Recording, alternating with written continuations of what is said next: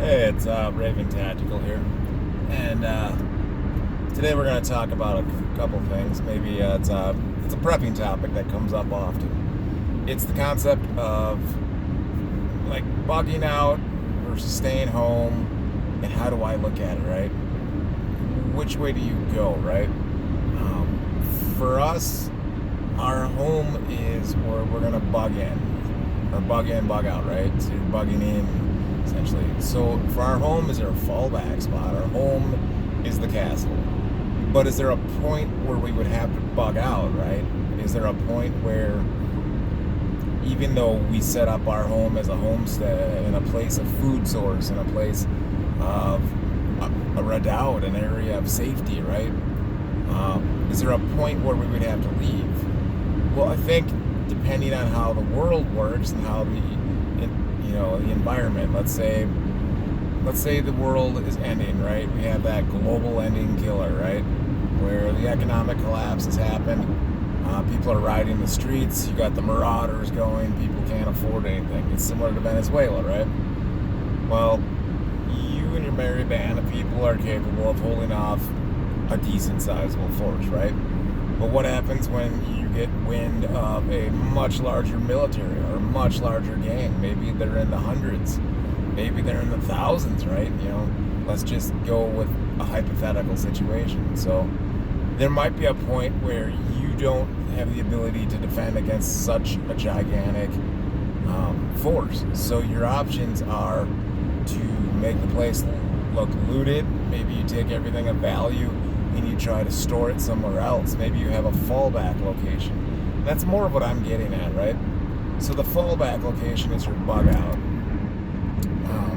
And it's not a permanent location, because if it was a permanent location, you'd be there, right? Because bugging out, in my sense, is only temporary, because you're getting away from a situation to basically return back to it. You're coming back because you want to get away from where this army's coming through and they're bad, but you can't fight them at this point, and you don't want to risk your family's life and your group's life over something when you could walk away from it and let it pass. Now, it may not sound like very, very noble, or maybe like, you're letting tyranny win. Well, I'm just telling you, not every fight you're going to win. You have to fight smart, right?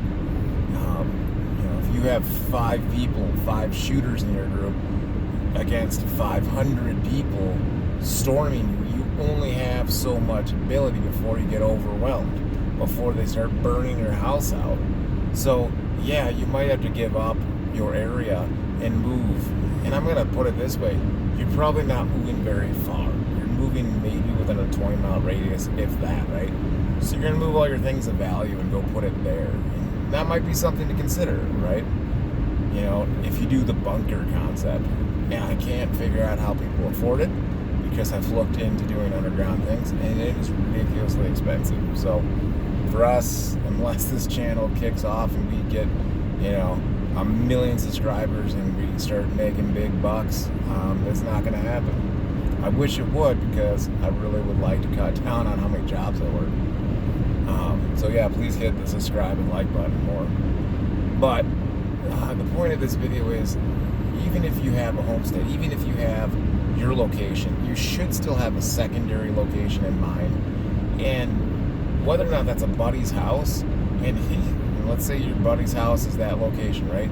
And for him, your house is that location, so that you can flip-flop, If one side of the place is too dangerous to live right now temporarily, have him come by you. Now, you could use the book, Patriots, right? They use this example too, right? When the new government comes in with the UN forces and all this, right? They knew they couldn't withstand toe-to-toe fight with them, so they moved everything to a camp location off-site. They were able to get away from that. Sure, their house was damaged and looted and all that too, and that was bad. It sucks. And they kind of went into a whole, like, the prepper novel kind of side of things. But I think it's a valid point. You get to a point where, yeah, you don't want to risk the most important things in your lives, your family. they need you in the long run. So you can't be, going John Wick over there trying to kill 500 people with a pencil. So we have to think logically, right? So when we get to this point, you can make things harder for that group to come to. So let's say your path, the path of least resistance is how they're going to come, right? So roads are usually the big thing. But if you can block off certain things, or you can put trees down where travel goes from just walking on a flat paved road to walking on, now they have to get over and up and over obstacles. Maybe you put some of the dead cars in the way. Maybe you start taking pot shots at distances. You start getting them up. So that you do what our revolutionary fathers did in the Revolutionary War. You took marksmen who were riflemen, but further than that, they were taking shots as the British were retreating. They were taking shots at twice the distance the British could even do anything. They couldn't do a damn thing about it. So you're able to sit there and harass and give them a little bit of help, make their process slow, make it pay for coming up that way. Don't get so zealous that you go into it to the point where you get yourself trapped and surrounded, but you got to think about how to fight it. Some things that we're going to talk about hopefully this week is some basic movements that you're going to see. Some basic field movements will be what I'm going to talk about hopefully Friday, Saturday, and have it loaded. And they're real simple things that you're going to be able to do with, just your average group of people, right? And the whole point of my channel with taking what we do here is, right, I'm taking a lot of the Army's concepts and I want to basically break it down to a real simple concept, kind of weed out a lot of the details of it, like just the redundancy of it, and break it down so that you can take it back to your group, your people, and use it. And if you have people who are in a group in the military, it should flick off with them a lot easier. Like, hey, I remember that, or hey, I'm still doing this, kind of thing. Like, hey, could you show us this? And that might actually inspire them to do something, Or if you're already in the military, this kind of flicks off with you. Hey, you know what? These are some of the drills that we can practice and do training, Let's set up a squad. Let's set up a fire team kind of thing. Hey, you know what? I got some of this equipment already. Let me hand out, I got magazine pouches. I got extra this. I got an extra chest rig, Kind of mix and match and get people together. You necessarily don't have to have the best of the best. Honestly, I think it'd be silly to have the crazy, the best of everything because you don't need it.